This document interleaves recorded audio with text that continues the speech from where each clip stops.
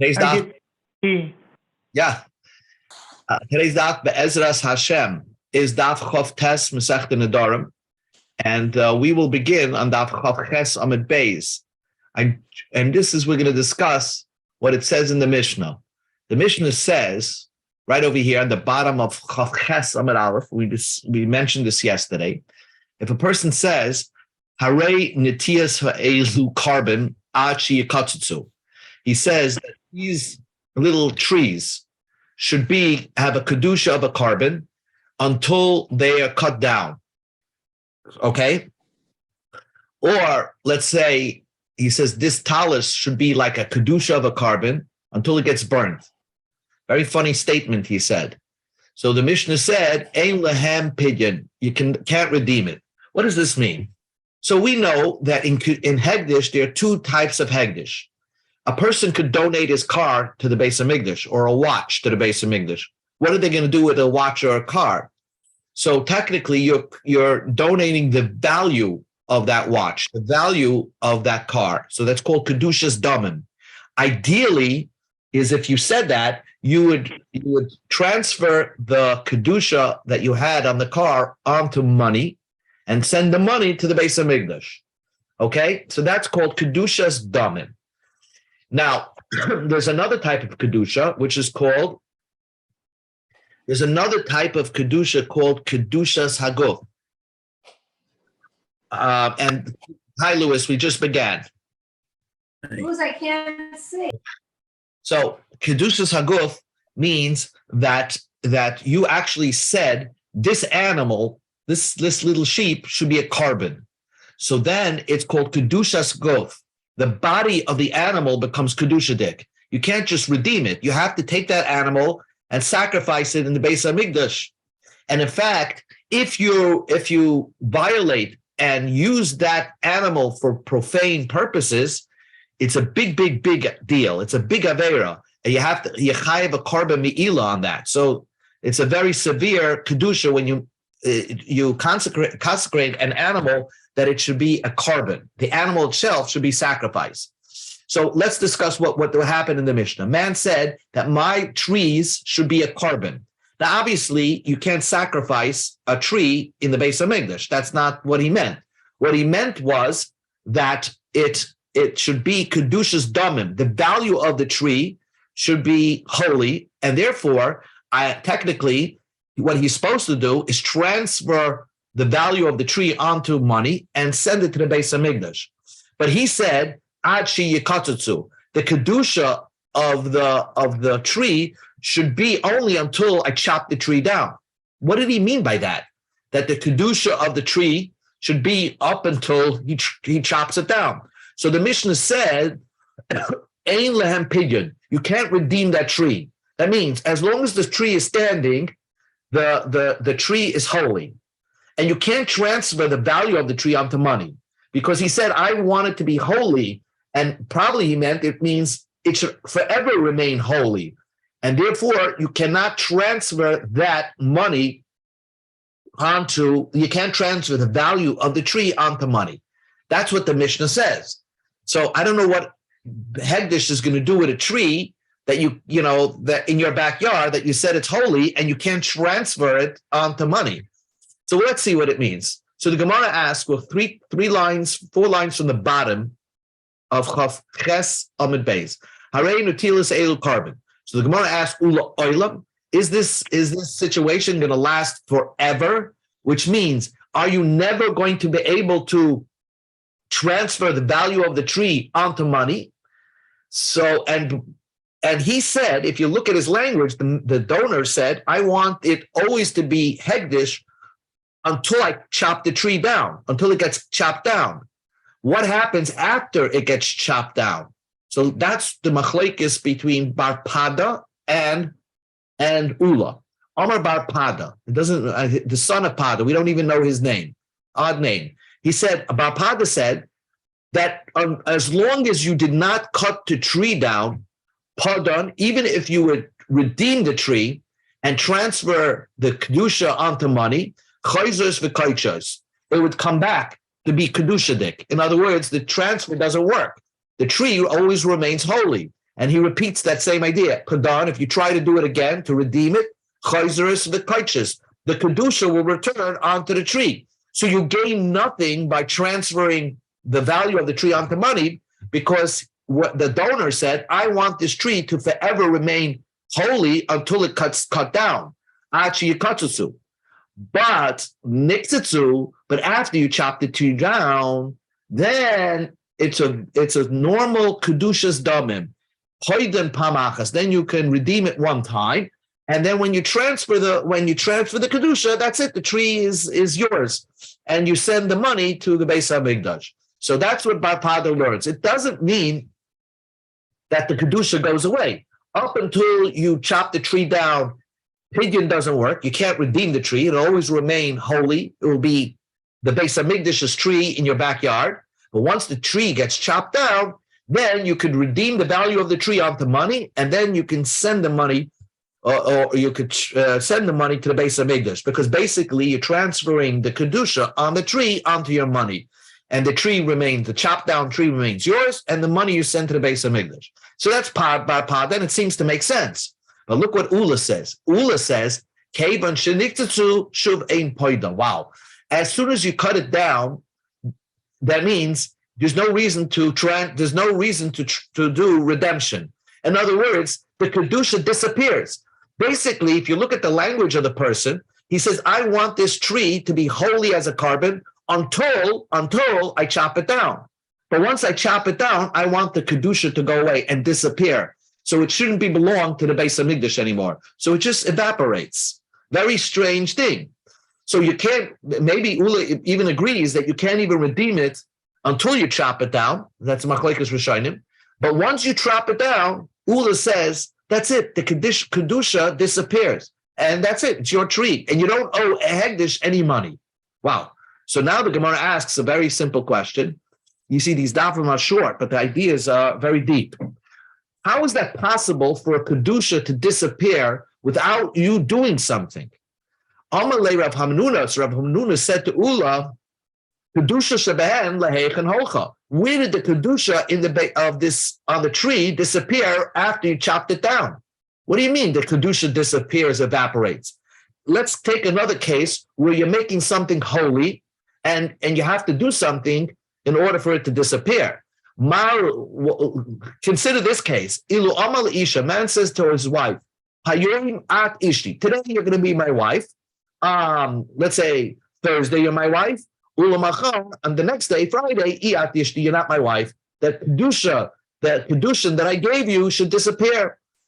So that means on Friday she's no more a wife. Me not give a get. Can a wife go out without a get? Of course, you need a bill of divorce. So you can't. It doesn't disappear once you're mekadesh the body of your wife of the body of the woman to be your wife. So you can't say, oh, that's only a limited time you're going to be my wife for a day, and the next day you're not going to be my wife. The kedushin doesn't disappear.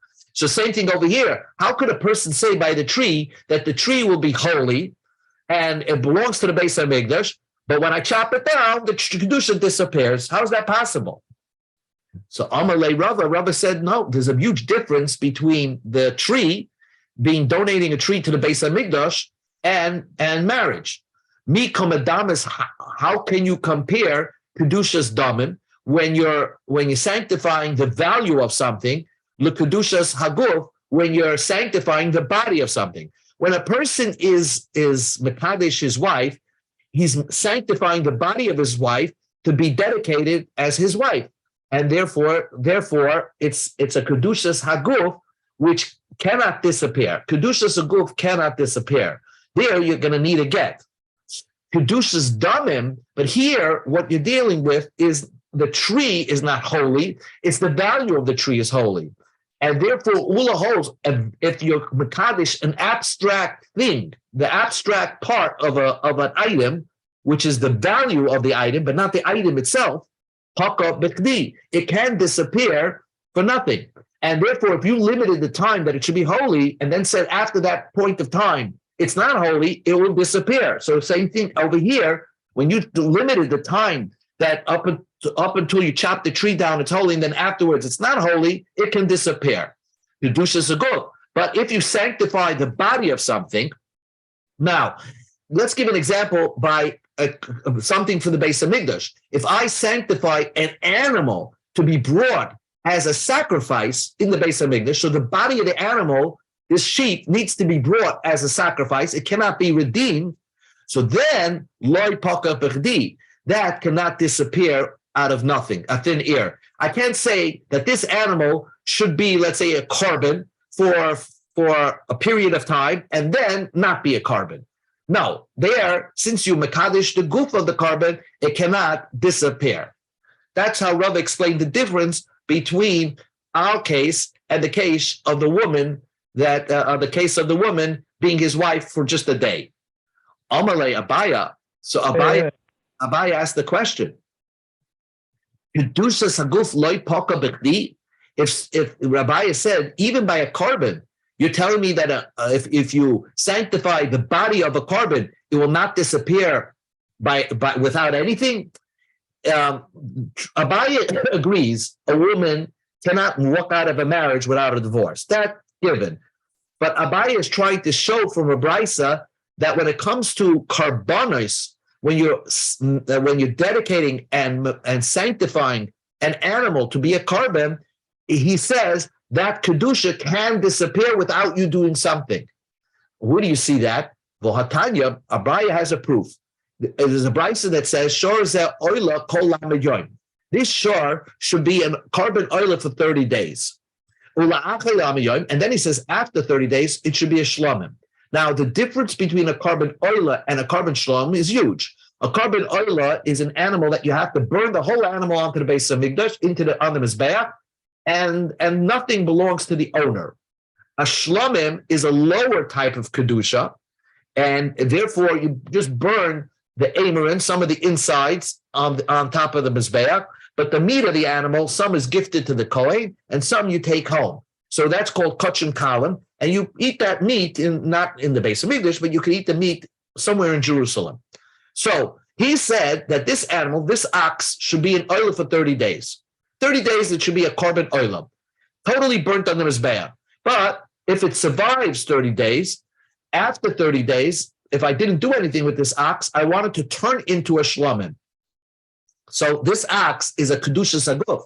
So the brisa says, kol lamed yoin oila. For 30 days, it's a carbon oila. La'achar lamed yoin, but after 30 days, it's a shlomim. It turns into a shlomim. That means if you did not bring it as a carbon for a carbon oila, it now follows your direction and now turns into a shlomim. But wait a second, how did it disappear from being an oila and turn into a shlomim? So we see that even when it comes to kedushas haguth, it can disappear. It can disappear. And therefore, kedushas haguth could also go out, disappear, and evaporate into something else if there's a time limit. If you give it a time limit, like you said, the first 30 days it's an oila. If for 30 days you didn't bring it as a carbon oila, then the next 30 days it could turn into a shlamim. So the Gemara asks, Amai, that's Abaya's question. Kedushas haguf nunu. You're sanctifying the body of this ox, el paka b'chdi, and you see it disappears out of nothing. It turns from an oil into a shlamim without you doing anything. Answers the Gemara, here we're talking about the Amar Lidmei, which is, he said, not that the ox itself should be brought as a sacrifice, but you said the value of this ox should be brought as a sacrifice. It's almost like you said the value of my car should be donated as a sacrifice, which basically means you sell your car and you take the money and you bring a sacrifice. So that's what he meant. So it's Kedushas Daman. He didn't sanctify the ox itself, but he sanctified the value of the ox. Oh, so if you sanctify the value of the ox, so yes, Ula is of the opinion that you can sanctify something for a period of time and then it can disappear or revert to whatever your instructions are. And therefore, this brisa would make sense according to Ula. Sharza oila, kol lamiyoin, and if the value of the ox should be an oila for 30 days, and if I don't do anything with the ox and transfer the kedusha for money to purchase a carbon oila, then after 30 days, then the value of the ox should be deemed as a shlamim. So this is how Rava will answer the brisa. So the Gemara asks the question, if that's the case, Abaya wants to push his point to the end, that not only does Ula say Kedushas Damin can disappear, but a Kedushas Aguf can also disappear for nothing, for no reason. So Gemara says, Hawking says Abaya, Ema Sefer, let us look at the end of the Brisa. You said after 30 days, it should be an oila. You said in the future, this animal after 30 days should be an oila. Okay. But you said, but it's from starting from the first 30 days, before the first 30 days, it should be a shlamim. So again, we follow your instructions. It's a shlamim first, and then it turns into an oila. Same idea. And in fact, it seems repetitious in the brisa. So the way Abai is going to explain is that the first part of the brisa shars out oila, and afterwards shlamim. Yes, that's kedushas damim can revert into from an oila to a shlamim. And the second part of the brisa is teaching me that even if you sanctify the animal itself, the kedusha can disappear. So you could sanctify the animal first as a shlamim for 30 days, and then afterwards it could turn into an oila. That's what Abaya is going to say. If you say the way we're going to learn pshat in the brisa, that one idea the brisa teaches you that kedushas damin disappears with nothing, and the second part of the brisa teaches you that kedushas haguf disappears without you doing anything. It just follows your instructions, and you don't need to do anything. It just this reverts from being an oiler to a shlamim, even if you sanctify the animal itself. And that's the way Abaye is going to learn. So Hainu, we go to Amid Beis, Hainu the Itzrach Leilatana Lemisne Tarti. That's why the Tana gives you two cases. It gives you the same idea twice. The Sal Kedaita Chamina, if it would just give you one scenario, I would think Kedushas Aguf loy paka bechdi, that if it was just Kedushas Aguf, it would not disappear for nothing. I would think you that only Kedushas Adamim paka bechdi, only Kedushas Adamim can be released without you doing anything. So that's why it teaches you two scenarios, to teach you both the sanctification of the body itself of the animal, or of course the value of the animal, both can be released without you doing anything. So it can be released from an oila to a shlamim, or a shlamim to an oila. But amti lahachi, therefore it perfectly makes sense, tanatarti. That's why it says two scenarios, two cases in the brisa. Ella, but amrit, if you're going to say idi kedushas damim, if you're going to say that both scenarios are just telling you the value, if you do kedushas damim, sanctifying the value of the animal, you can limit it and it gets released with nothing, without you doing anything. Why do you have to give me two examples?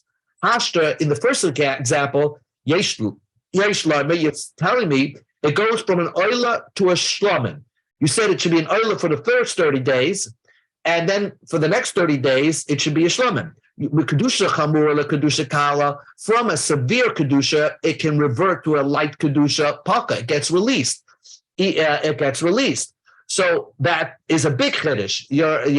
Though you are value, you said kedushas damin, you're only saying that the value of the ox should be holy, and it should be holy as an oila, but it can be holy as an oila for 30 days. And if I don't do anything, the next 30 days, it can turn into a shlamim. That's the brisa says it works. It gets released from an oila and it turns into a shlamim based on your instructions, and you don't have to do anything.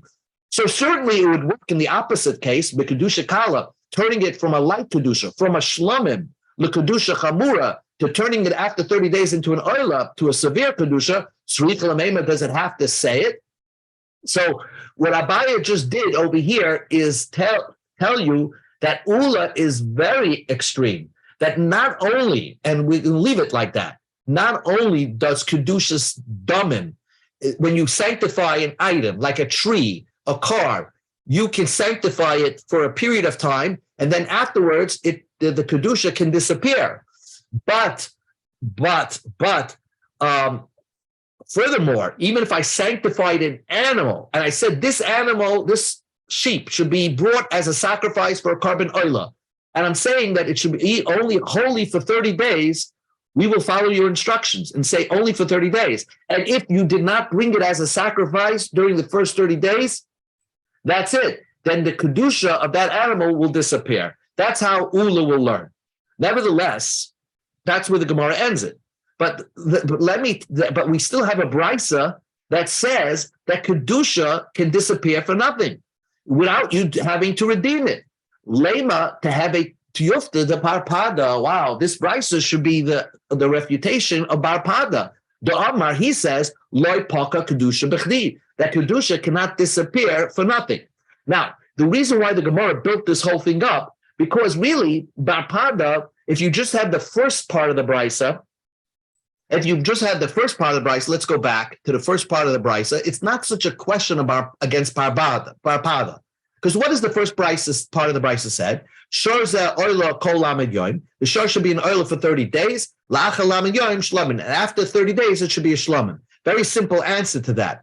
That we say that first 30 days it's an oila, and after 30 days it's shlomin. That part of the brisa we can say is talking about that you sanctified the shor, the value of the shor, to be an oila. How did it turn into a shlamim? If you actually transferred the kedusha of that animal, the value of that animal, onto money, so now it's not an oila anymore. So let's say on day 15 you did that, then we follow your instructions. After day 30, it now turns into a shlamim, and you have to redo a pidyon. So this is talking about, the first part of the brisa is talking about a pidyon. You actually did a redemption during the 30 days, and your statement still hangs in the air. As long as you did not transfer the kedusha from oila onto money, then it's not a shlamim. But once you transfer it onto money, then the shlamim, now the animal becomes a shlamim. And that's how Bar Pada will learn the first part of the brisa. So it's not that it disappears for nothing. You actually followed through and did a pidyon. But on the second part of the brisa, which we established, what's the second part of the brisa? Second part of the brisa says that you said that this animal after 30 days should be an oila, and from now up until day 30 it should be a shlamim. So the first 30 days it's a shlamim, and afterwards it's an oila. We just established that is talking about you actually sanctified the animal itself, and when you sanctify an animal itself, you can't do redemption. You can't do a pidyon on an animal. So then, how did the kedusha of the animal disappear from being a shlamim into an oila? How does that work? And we're talking about the second part of the brisa is talking about a refutation. According to Bar Pada, kedusha doesn't just disappear. So that's the Gemara's question. Leima teheve tiyufta de Bar Pada, the Amar who said loy paka kedusha of holiness cannot be redeemed, cannot be released without you doing anything. Omar Papa will tell you, Omar Bar Pada says, Hachi Kamar. This is what the brisa means to say. In loy Omar me'achshav shlamim, if you didn't decide that this, for the first 30 days, it should be a shlamim, if you didn't do that, the chiddush of the brisa, the teaching of the brisa is that if you did not say that from now up until day 30 it should be shlamim, you just said after day 30 this animal should be a shlamim. Let's say a person said my animal, after 30 days it should be an oila. After 30 days it should be an oila. The first 30 days it should be nothing. The chiddush of the brisa is that it works. That means when you sanctify an animal and say that you want to bring it as a carbon, you don't necessarily have to sanctify it at this moment. You can say this animal will be a carbon oila, but it only starts after day 30. And the brisa teaches you in a roundabout way. The only reason why it's not an oila because you said it should be a shlamim first. Had you not said that, then you said that after day 30 it should be an oila. So then the first 30 days it's nothing, and then after 30 days it turns into an oila. And midi dahava, it's similar to what can be done when you marry a lady. Ha'oimel isha, a man tells a woman, he gives her, let's say, a ring, and he says, "Hiskacheli, be betrothed to me, la'achar lamed yom," that the kedushin should not take effect till after 30 days. And maybe he gives her money as kedushin. The din is that the mikudashis, after 30 days, the kedushin takes effect. Even though she spent the money during the first 30 days. So when the kedushin starts, the money that he gave her for the kedushin disappears. she nevertheless is mukudesha. So same thing idea over here, that you have a right to mekadesh an animal, that the animal kedusha should take effect after 30 days. And that is basically the chiddush of the brisa. So the Gemara asks two questions. One question is pshita, that's obvious. Why shouldn't it work? Why would I think it should not work? If I say that this animal should be an oil in 30 days, so that should simple. It becomes an oil in 30 days. In the first 30 days, it's not an oil. Why should I think it not work? So the Gemara says the chiddush of the brisa is that if you once you said that it should be a carbon oil starting day 30, let's say at day 10, I say I regret what I said and I don't want it to be an oil in day 30. You can't. There's no backsies over here because you already committed this animal that on day 30 it's turning into an oil. So you cannot regret it and you cannot take that back. No backsies.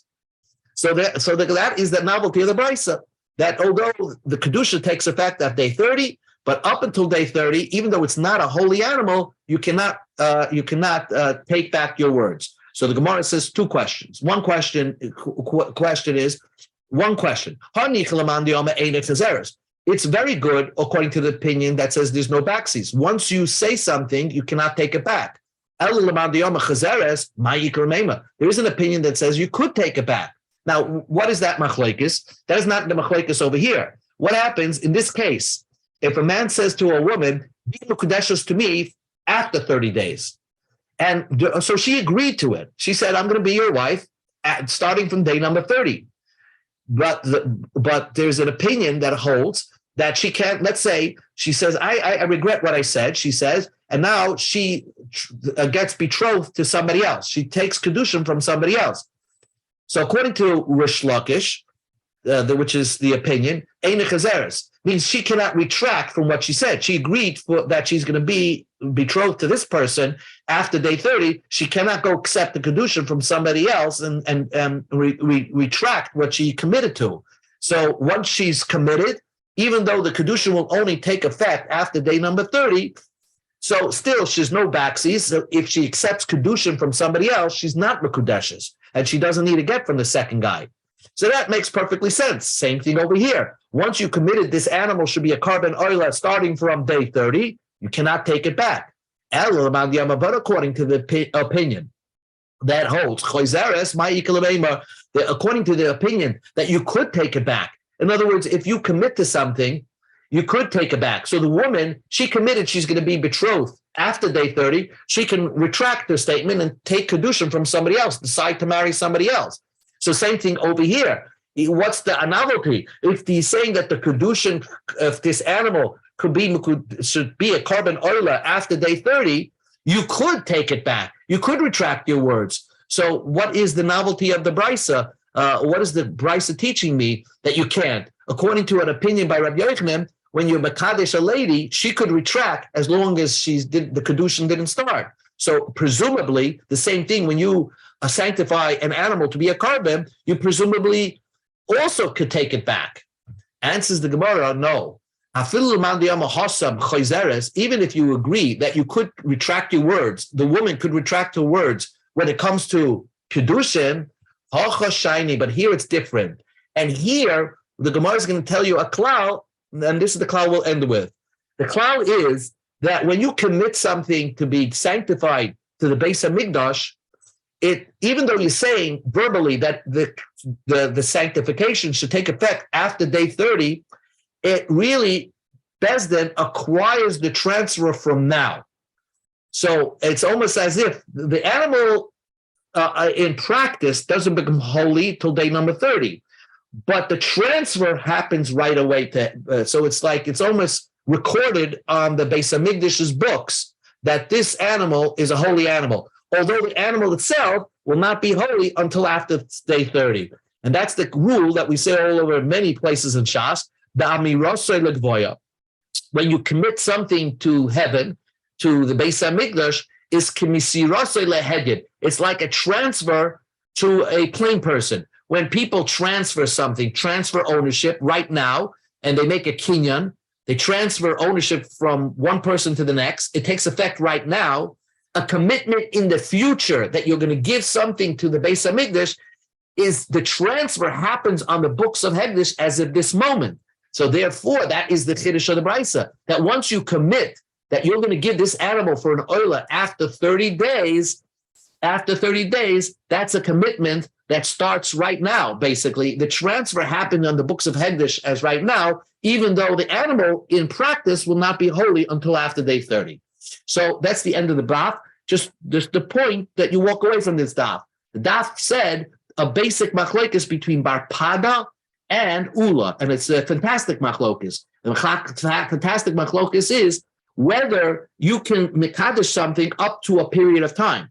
Bar pada says no, you can't sanctify something for a period of time. And what our Mishnah means, you sanctified it that you're not going to redeem it for a period of time, but then when the tree gets chopped down, then you're committing yourself that the tree will be transferred. You can transfer the holiness of the tree onto money and donate it to the Beis Hamikdash. Ula says, fantastic thing, that I can say something is holy up until a period of time, and then after that period of time, after, let's say, day 30, the Kedusha can disappear, and I don't have to do anything. I don't have to transfer or make a donation to Hekdesh. Not only by Kedusha's Damim, but even if I sanctify an animal, Ulas to the extreme, the way we're explaining it, that the sanctification from an animal could last up to a period of time, and then it can disappear. That is the machlokes of this today's daf.